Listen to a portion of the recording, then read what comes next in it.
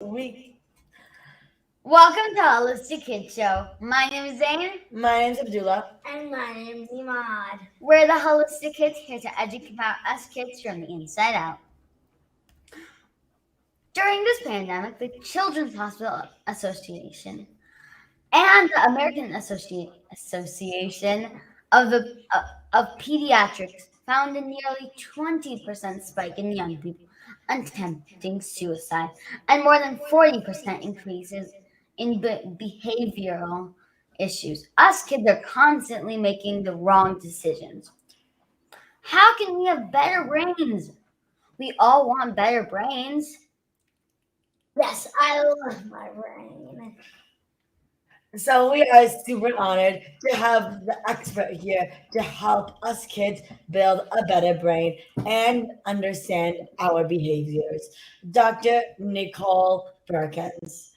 As a licensed as a licensed clinical psychologist with advanced degrees in psychology, education, and nutrition, Dr. Nicole is is a leading holistic child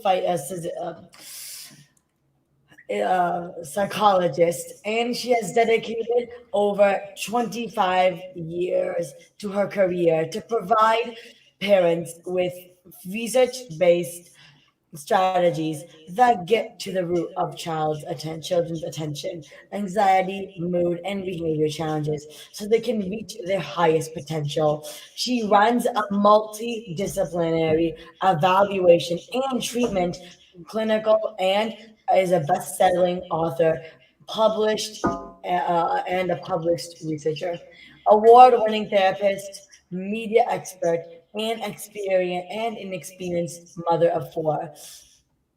Thank you so much, Dr. Nicole, for joining us today. Well, thanks for having me, gentlemen. So happy to spend this time with you. You've probably already had a really busy day of school and everything else, so thanks for taking time to chat with me. It's our our pleasure. pleasure. Wow, you're so inspirational. Sure. So I actually started out as a teacher. That was my first job, was working with kids in the schools. And I worked with kids in elementary school, middle school, and high school. And I really loved being a teacher, but I was like, I think I really want to help families and help parents know what to do with their kids at home and help kids when they're not at school. So that's why I then decided to become a psychologist. And that's what I've done now for a lot of years, is working with kids just like you. I mean, how old are you guys now? I'm 10. I'm 13. I'm 8. Perfect. So I see kids who are your ages every day at my clinic. Working with kids like you, working with parents, working with families. And also, I discovered along the way that the things that kids were eating seemed to be making a difference in their behavior and their anxiety and what we call their mental health, what was going on with their brains. And so I decided to go back to school. And I got a degree in nutrition too, to figure out how I could help kids and parents do a better job with eating in a way that would help their brains function better.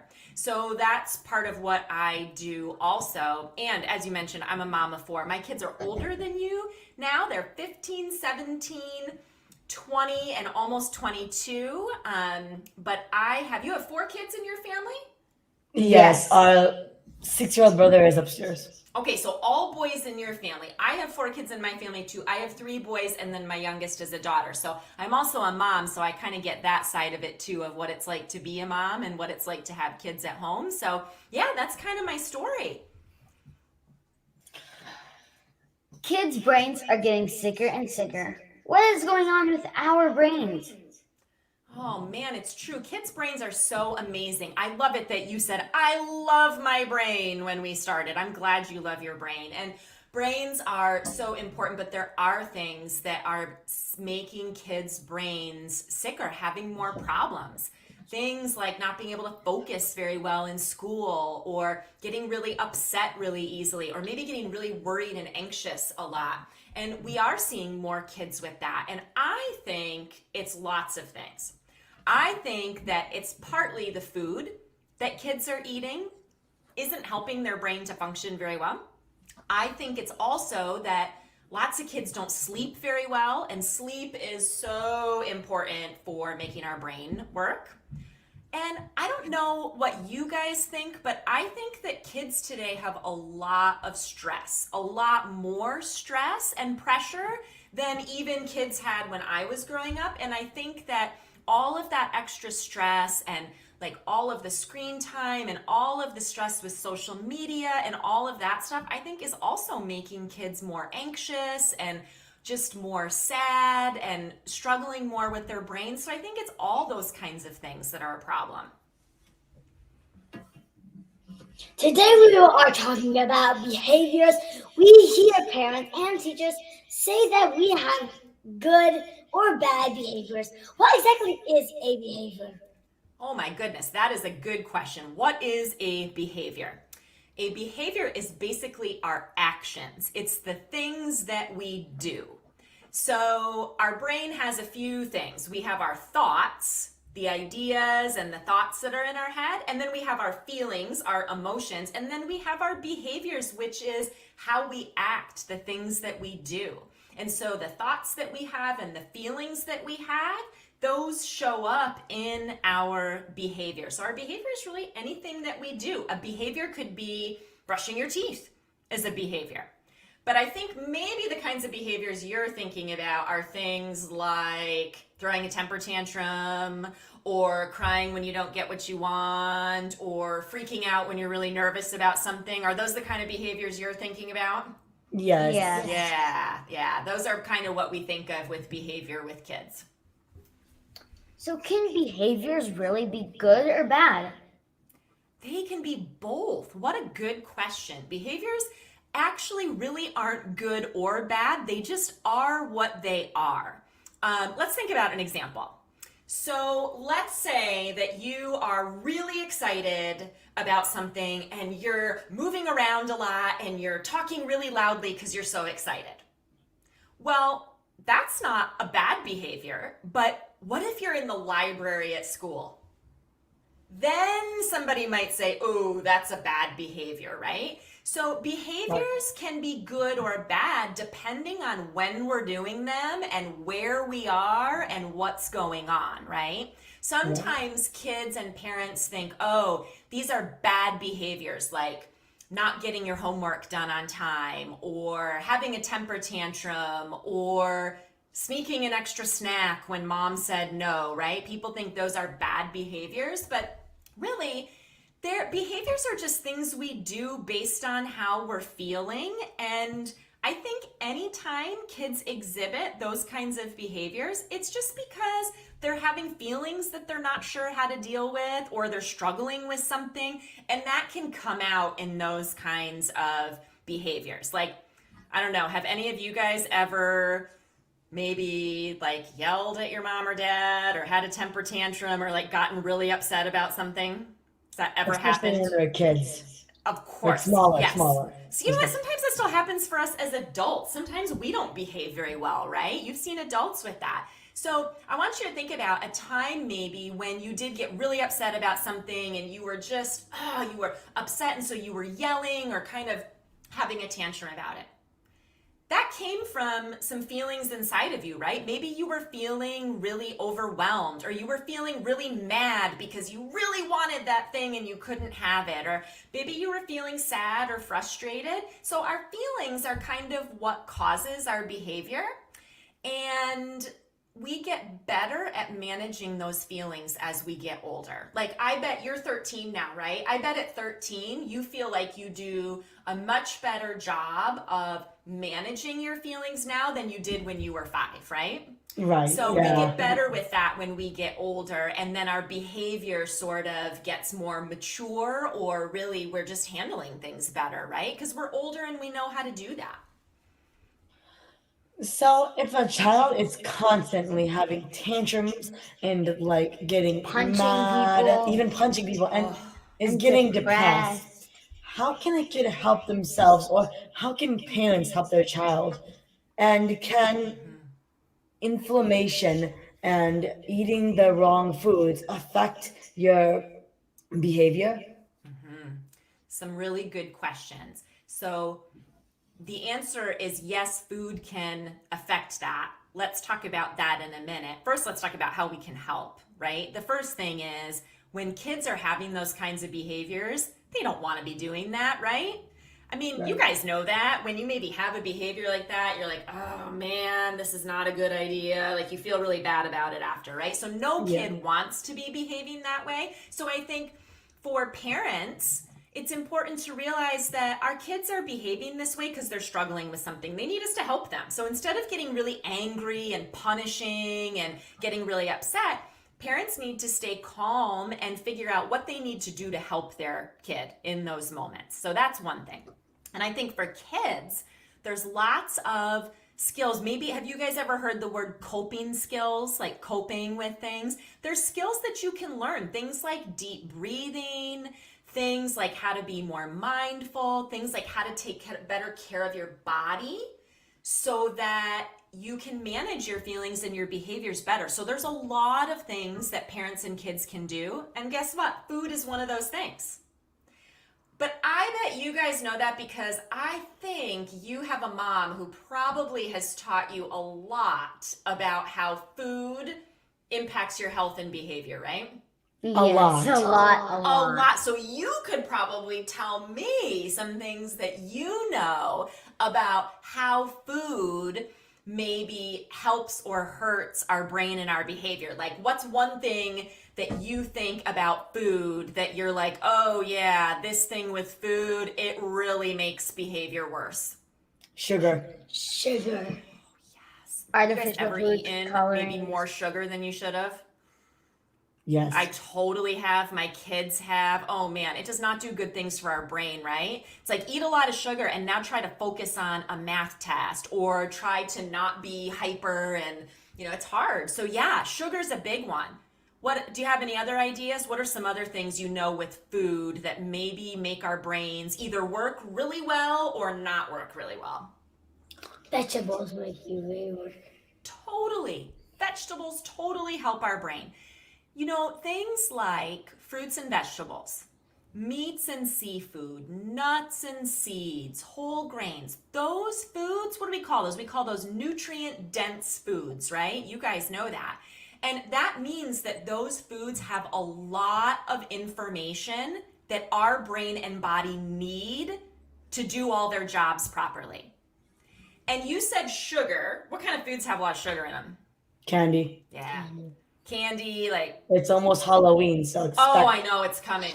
It's coming. So things like candy and soda pop and sugary juices and even stuff like potato chips and maybe sugary cereals and donuts and that kind of stuff. That food doesn't have all of the information and the building blocks that our brain and our body need. And guess what? When we don't put those building blocks into our brain, how can it work very well, right? So we need to have like the veggies and the fruits and the meats and the nuts and all those things because it gives our brain and body what it needs to function. So when we eat more of those kinds of foods, guess what? Our brain works better. We have less inflammation in our body. Our body's healthier and works better. And our behavior gets better. Right? It's kind of like magic in that way, but that's where food really does make a difference. And I know that you guys work hard at that. I bet that you try to make sure that you get a lot of those nutrient dense foods every day, don't you? Yes. Tell me one really good brain boosting food each of you had to eat today. I had some kale. Love kale. Awesome. What did you say, buddy? He said carrots. I had my mom's homemade meatballs. Perfection. So we had homemade meatballs, carrots, and kale. 3 excellent examples of foods that gave your brain and your body all of those nutrients and building blocks that they needed to do all of the things that you had to do today. And I know you had a lot of things you needed to do today, right? Yeah. So it got you through to do that. But you know what? Kids who don't have moms and dads that know the kinds of things that your parents know and that, I know about how to feed kids, a lot of those kids, and maybe you go to school with some of them or are friends with some of them, they're eating stuff that just isn't helping their brain very much. And that's kind of sad, isn't it? Which is why I think the show that you guys do, this show, is so important because it helps other kids know this information so they can make good choices about what they eat. I think it's awesome. So I want to ask a question. How can food that goes here end up here?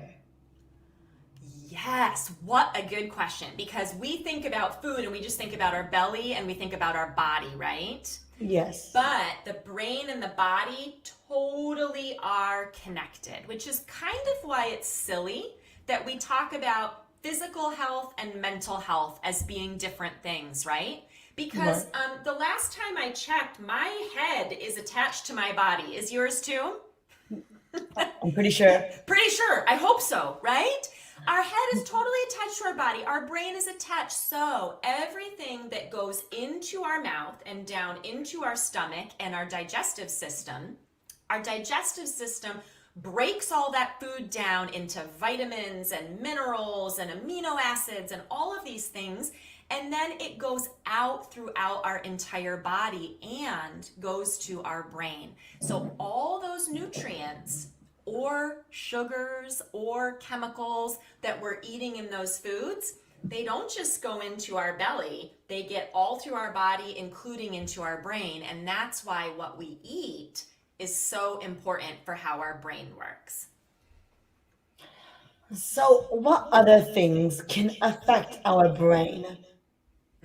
Such a good question. Well, one thing that I mentioned is sleep, right? Now, what time do you guys tend to go to bed at night? 9 o'clock. Perfect. Yeah, 9 o'clock. 9 o'clock. That's such a good bedtime for kids your age. And maybe depending on like when you were younger, you probably had an earlier bedtime, right? So here's why your parents have you go to bed at a decent time. Because sleep has so much to do with how our brain functions. Kids your ages, well, actually, let's see, we have an 8 and a 10-year-old, right? So you benefit from 9, 10, probably around 10 hours of sleep a night. Do you know as a teenager that you need even more sleep than your younger brothers do? Did you know that? No. Do you want to take a guess about why that is? Because of the hormone changes? Because you are in the second fastest phase of growth in your entire life. The first time in our life that we grow a lot physically and in our brain is when we're babies. But the second biggest time for physical growth and brain growth is what you're in right now, which is adolescence, those teen years. And guess what? We need a lot of sleep to help our brain and our body grow. So sleep is super important. And there have been some research studies done that showed that for kids, even when you get 30 minutes less of sleep at night, guess what happens the next day? You don't feel that good. And You don't feel that good. You're tired. And guess what? You When fail they in do- tests. Yes, when they do testing on kids, they show that, oh my goodness, with just 30 minutes less of sleep, you have a harder time focusing, you don't do as well on your school assignments, and you're grumpier, and your behavior's worse. That happens when we don't get enough sleep. And we kind of know that, right? We've all had nights where we haven't gotten enough sleep and oh man, the next day's not good. So sleep is super important. So for kids who aren't sleeping well, that's an important thing. See, I said sleep and you yawned. Isn't it funny how that happens? Our brain knows we're talking about sleep. Moms and dads need to really help solve those problems if kids aren't sleeping well. Kids need to get to bed on time. And if they aren't sleeping well, then we need to look at that because that's a big one. And the other thing that I would say that's super important is that kids get enough physical activity. We need to be moving our bodies if we want our brains to function well.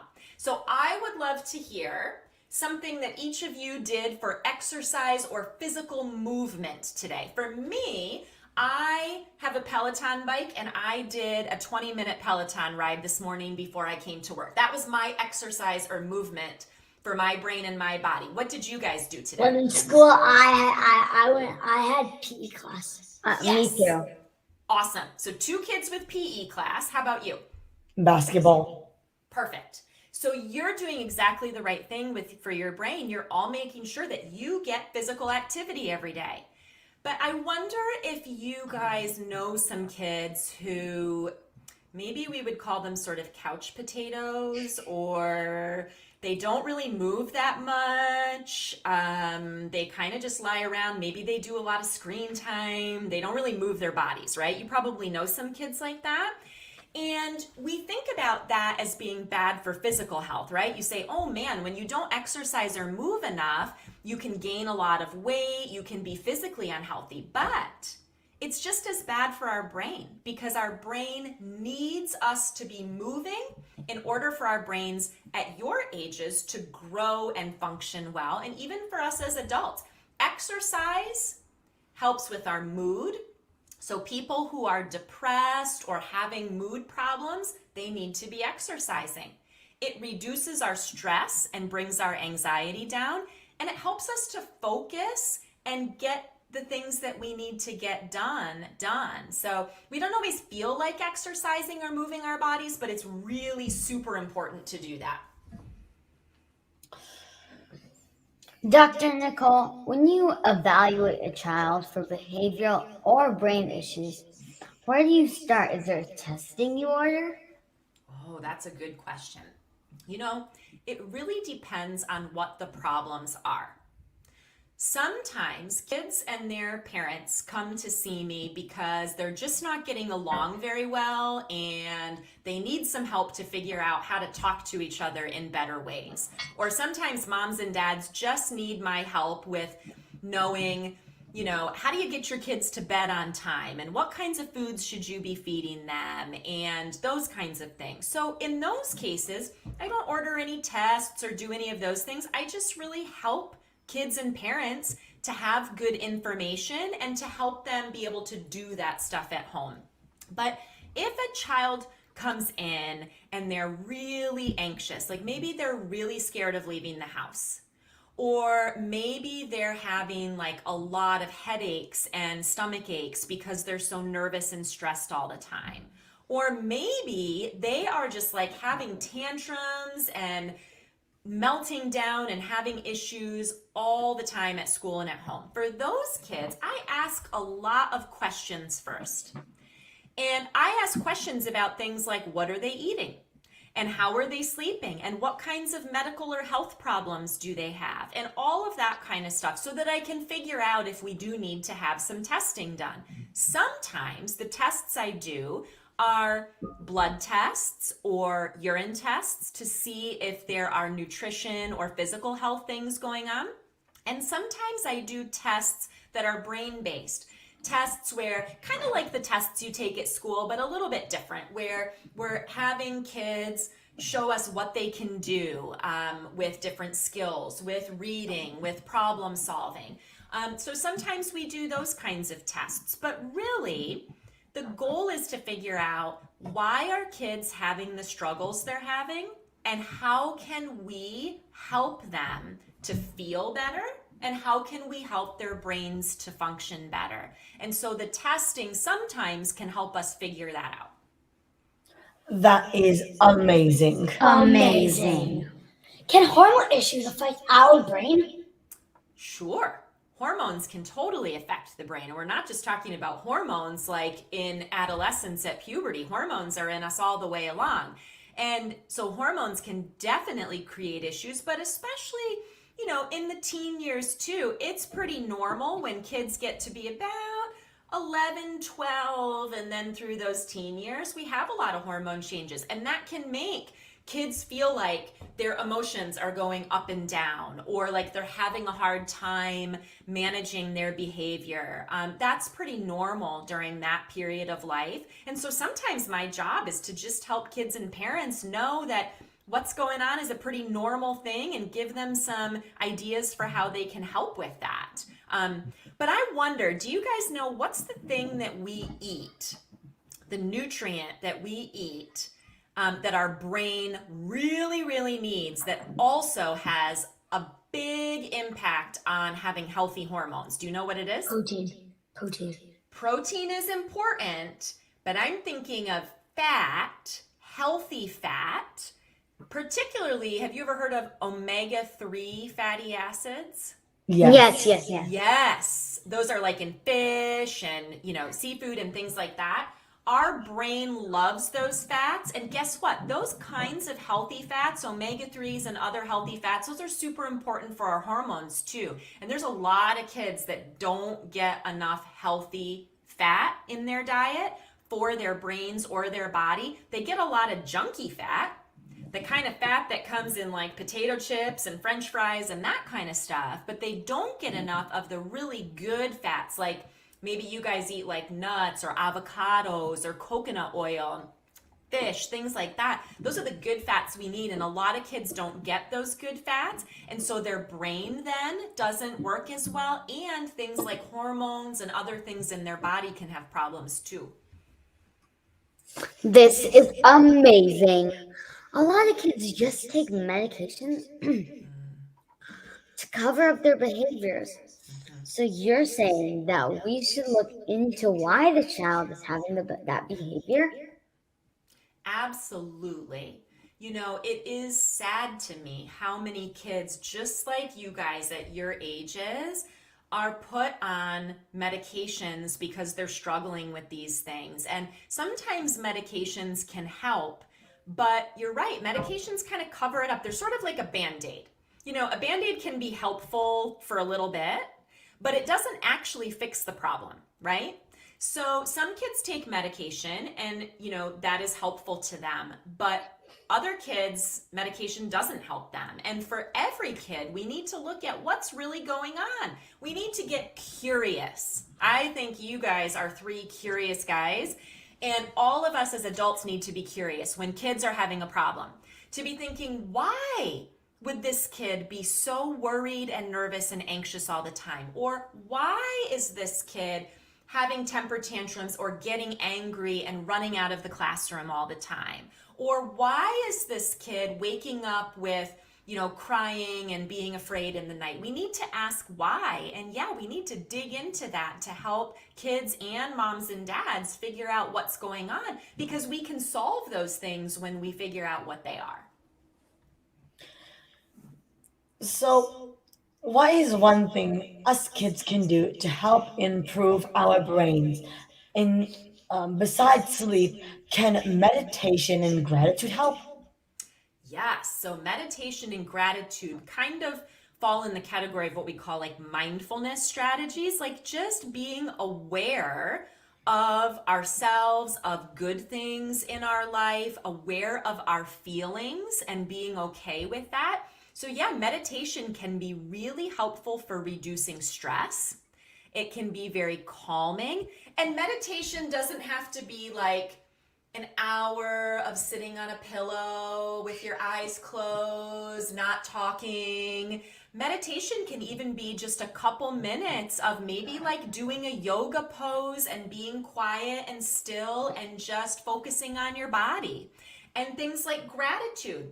I think it's a great thing to do for families, like maybe around the dinner table at night, to even share one or two things that were positive that day, or something that you're grateful for. Do you guys ever do stuff like that in your family? Like maybe sharing something you're grateful for, or sharing good things about the day? Yeah, those are good things to do. And those are things that all families can do, right? Can start to think about those things and share, and moms and dads can share, what they're grateful for. And what the research shows is that when we stop to think about what we're grateful for, it helps us feel better. It helps our mood, it helps us have less stress. So those are really good ones. And, even some things like yoga, or, there's all kinds of mindfulness things like breathing. I love to teach kids how to breathe in a way that helps your brain work better, that helps you feel more calm and more focused. And those are things that then you can do throughout your entire life to help your brain. Wow, you are so inspirational. Please tell us more about you and your work, and sure. and your book, and how people can connect with you. Oh, thank you so much for asking. This has been such a fun conversation.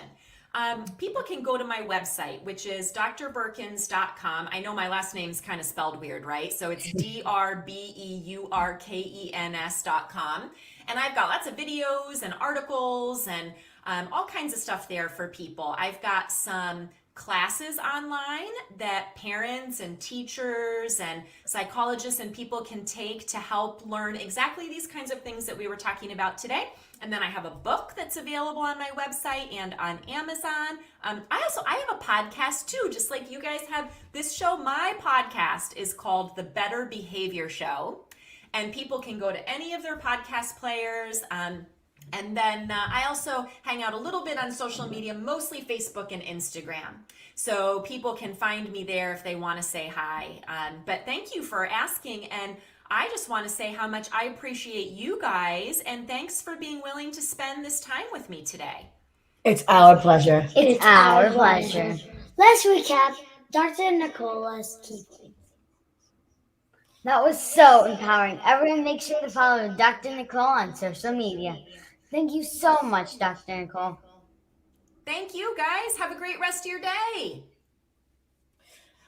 Now, number one, remember sleep is so important and can help with behaviors and can help fix up your body. And so remember to get tons of sleep so that you can help improve your mental and physical health.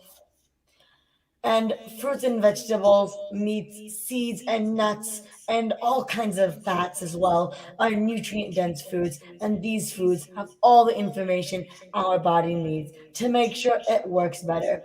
And foods really make a difference. Stay away from junk food so our brains don't work like junk. That's And make right. sure to get enough physical activity that'll help our brains. Because our brains need movement. Exercise helps with our mood, decreases our stress, and helps us focus. Make sure to be mindful and be aware of good things in our lives. And decrease stress. It can be a couple minutes, even if it's just learning to properly breathe. Thank you everyone for tuning in. Until next time, I'm Zain Ansari. I'm Abdullah. And Imam. Follow my family and I on social media, Holistic Mom MD, and look out for my mom's book, Holistic RX, your guide to healing chronic inflammation and disease. We are so excited to announce our mom's new books. The Holistic RX, Kids Parenting Healthy Brains and Bodies in a Changing World. And In the the changing world. amazing children's book, We Are Together, called Adam's Healing Adventures. So check it on Amazon. Yay!